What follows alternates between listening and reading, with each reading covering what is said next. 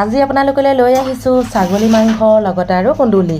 কোনে কোনে খাই পাইছে জনাব, লগতে কিয়নো খাব লাগে সেইটো আপোনালোকে জানি থওক।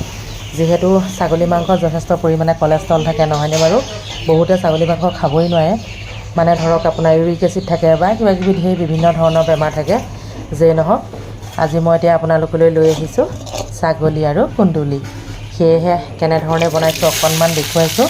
প্ৰথমে গোটা গোটা নহৰু আৰু পিঁয়াজ সুন্দৰকৈ ভাজি ল'ম।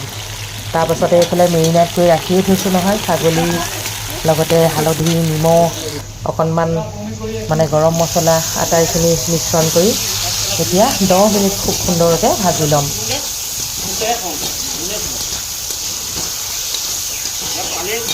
মই আকৌ যিকোনো মাংস একেবাৰে গাঁৱলীয়া ছিষ্টেমতে বনাওঁ, বৰ বেছি ষ্টাইল দি মছলা যোগ কৰি নবনাওঁ। সেইটো অৱশ্যে সকলোৱে জানেই। যি কি নহওক, আলু অকণমান মিশ্ৰণ কৰিছোঁ। আলু, ছাগলী, এয়া আদা নহৰু কেইটামান গোটে গোটে দি দিছোঁ। খাই বহুত ভাল লাগে। যিকোনো মাংস বনালে আপোনালোকে গোটে গোটে নহৰু কেইটামান দি দিবচোন। টেষ্টটো বহুত বেলেগ হয়, মানে আপোনালোকে বনাই খাই চালেহে গম পাব। সেয়েহে দি দিব। কুন্দুলি গোটা গোটাকৈ দিছোঁ। গোটা গোটাকৈ কিয় দিছোঁ, নহ'লে মাংসটো পূৰা টেঙা টেঙা হৈ যাব।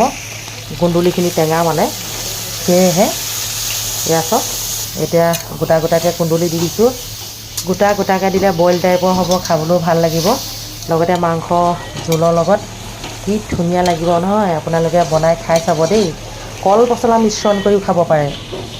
কল পচলা মিশ্ৰণ কৰি খাব পাৰে। এতিয়া টেষ্ট কৰিবলৈ দিছোঁ ল'ৰাটোক। যি নহওক, কেনেকুৱা লাগিলে জনাব। লগতে আটাইকে শুভ দুপৰীয়া। ছাগলী আৰু কুন্দুলি হৈ গ'ল।